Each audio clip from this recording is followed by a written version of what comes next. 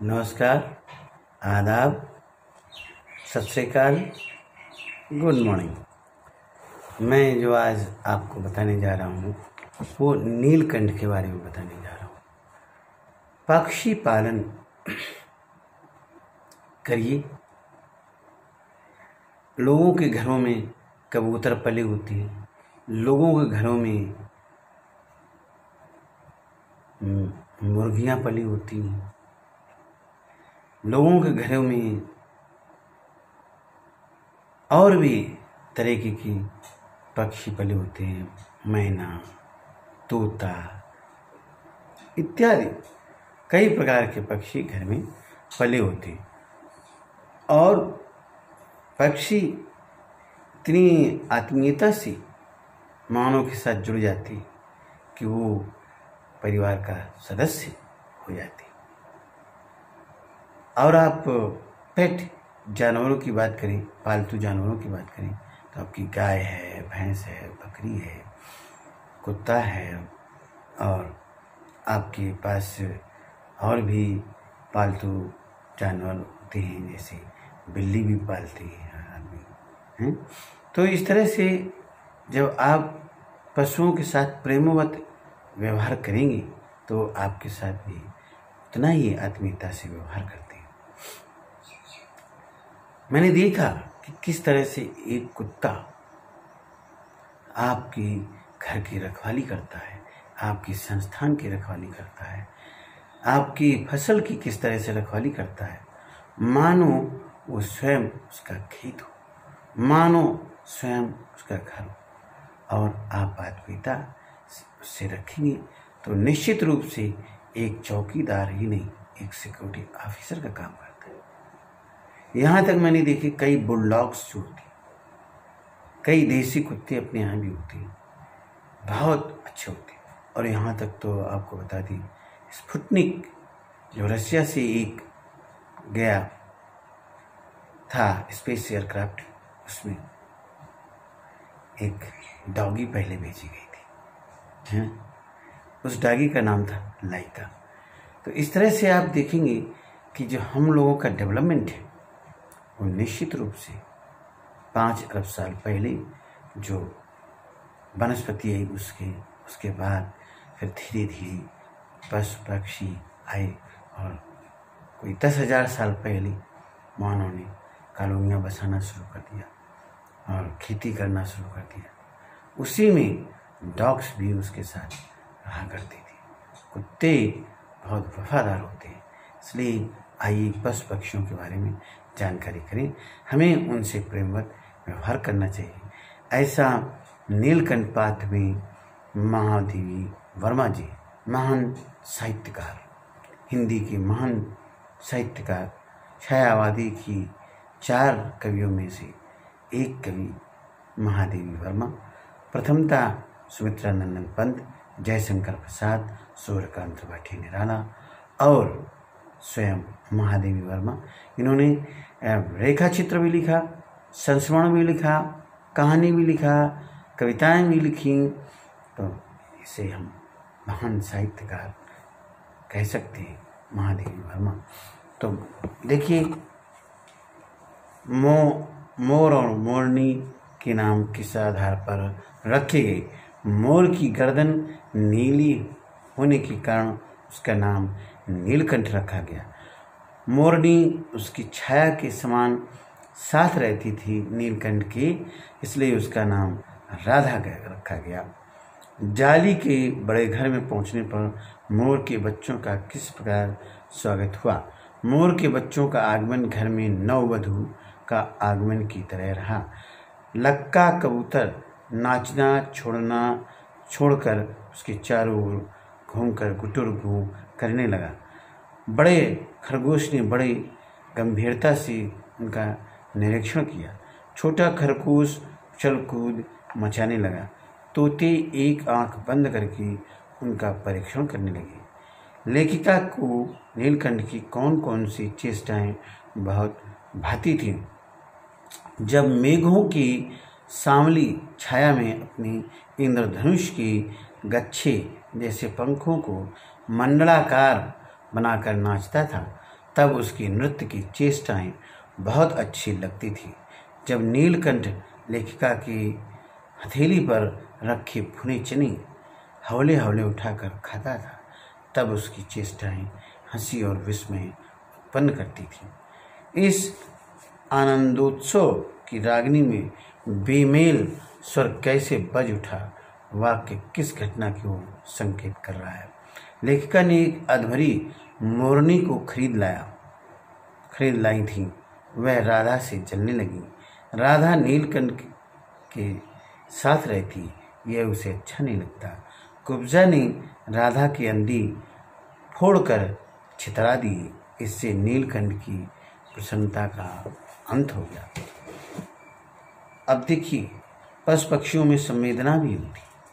वसंत ऋतु में नीलकंठ के लिए जाली घर में बंद रहना असहनीय क्यों हो जाता था। नीलकंठ को पुष्पित और पल्लवित वृक्ष अच्छे लगते थे। वसंत ऋतु में वह जालीदार में बंद रहना, जाली घर में बंद रहना नहीं चाहता। वह बाहर निकलने के लिए व्याकुल हो जाता था। जाली घर में रहने वाले सभी जीव एक दूसरे के मित्र बन गए थे, पर कुब्जा के साथ ऐसा संभव क्यों नहीं हो पाया। कुब्जा ईर्ष्यालु थी। राधा का नीलकंठ के साथ रहना उसे अच्छा नहीं लगता। कुब्जा के पास आते ही नीलकंठ उससे दूर भागता था। नीलकंठ ने खरगोश के बच्चे को सांप से किस तरह बचाया। इस घटना के आधार पर नीलकंठ के स्वभाव की विशेषताओं का उल्लेख कीजिए। एक दिन सांप ने खरगोश के बच्चे को पकड़ लिया। खरगोश की आवाज़ सुनते ही नीलकंठ नीचे आया और सांप को फन के पास पंजों से दबाया। फन पर इतना प्रहार किया कि खरगोश के बच्चे को खतरा न हो और सांप उसे छोड़ दे। इस प्रकार खरगोश का बच्चा सांप के मुंह से बच निकला। इस घटना से नीलकंठ के स्वभाव की निम्नलिखित विशेषताएं दिखाई पड़ती हैं। नीलकंठ परोपकारी, साहसी और दयालु था। ये पाठ एक रेखा चित्र है।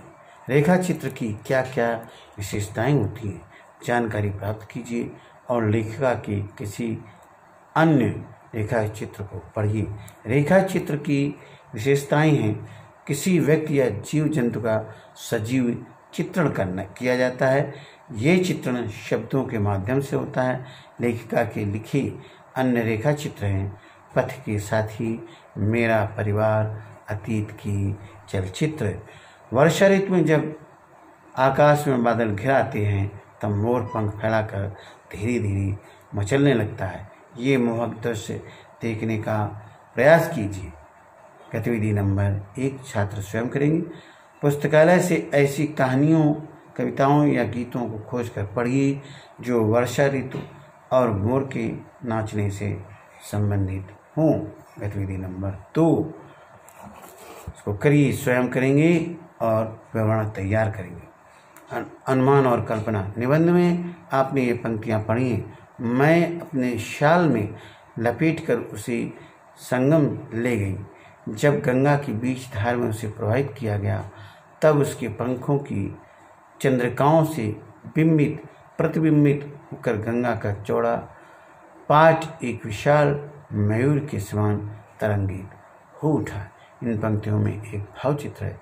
इसके आधार पर कल्पना कीजिए और लिखिए कि मोर पंख की चंद्रिका और गंगा की लहरों में क्या क्या समानताएं लेखिका ने देखी होंगी, जिसके कारण गंगा का चौड़ा पाठ एक विशाल मयूर पंख के समान तरंगित हो उठा। मोर पंख की चंद्रिका और गंगा की लहरों में समानताएं, दोनों में रंग बिरंगी झलक देखी होगी। दोनों हिल हिल कर एक समान लगती होंगी। दोनों का सौंदर्य मन मोहता होगा। नीलकंठ की नृत्य भंगिमा का शब्द चित्र प्रस्तुत करें। नीलकंठ को वर्षा ऋतु बहुत प्रिय है। मेघों उमड़ना घुमड़ना उसके मन को भावों को आंदोलित कर देता है। मेघों के बरसती बूंदें उसके पैरों में गति ला देती है। बिजली की चमक बूंदों की रिमझिम जितना होता है, नीलकंठ का नृत्य उतना ही तीव्र हो जाता है। तब उसकी नृत्य भंगिमा देखते ही बनती है। रूप शब्द से कुरूप, स्वरूप से बहुरूप आदि शब्द बनते। इसी प्रकार नीचे लिखी शब्दों से अन्य शब्द बनाओ। गंध, रंग, फल, ज्ञान। गंध सुगंध, दुर्गंध, गंध युक्त, रंग रंगीन, रंगीला, रंगहीन, बेरंग, फल सफल, निष्फल, फलदार, फलीभूत। ज्ञान ज्ञानी, अज्ञान अज्ञानी, विज्ञान वैज्ञानिक, ज्ञानवर्धक, ये ऐसे शब्द पढ़े। और विस्मयादि बोधक शब्द विस्मय और अद्भुत दो शब्दों के योग से बना है। इसमें विस्मय की या के साथ अभिभूत की आ के मिलने से या हो गया है। अ आदि वर्ण हैं, ये सभी वर्ण ध्वनियों में व्याप्त हैं। व्यंजन वर्णों में इसके योग को स्पष्ट रूप से देखा जा सकता है, जैसे क प्लस अ, का इत्यादि। आ की मात्रा के चिन्ह ऐसे से आप परिचित हैं। अ की भांति किसी शब्द में आ की भी जुड़ने से आकार की मात्रा ही लगती, जैसे मंडल, धन, आकार, मंडलाकार। मंडल और आकार की संधि करने पर, जोड़ने पर मंडलाकार शब्द बनता है, और मंडलाकार शब्द का विग्रह करने पर, तोड़ने पर मंडल और आकार दोनों अलग होते हैं। नीचे दिए गए शब्दों के संधि विग्रह कीजिए। नील प्लस आब संधि करना है तो नीलाभ हो गया, संधि नीलाभ। 9 प्लस आगंतुक नवागंतुक। ये देखिए विग्रह कैसे करेंगे। सिंहासन, सिंह प्लस आसन। मेघाच्छन्न, मेघ प्लस आच्छन्न। अब आप गतिविधि नंबर 3 पशु पक्षी की खास बातों को ध्यान में रखते हुए एक रेखा चित्र बनाइए। बहुत बहुत धन्यवाद। नीलकंठ के पाठों के प्रश्नोत्तर, शब्दार्थ और आपको मैंने विस्मयादिबोधक व्यय के बारे में भी बताया। तो इस तरह से आप बने रहिए। नए वीडियो के साथ पुनः मिलेंगी। तब तक डॉक्टर संतोष लाल कमल की ओर से बहुत बहुत धन्यवाद। बहुत बहुत धन्यवाद।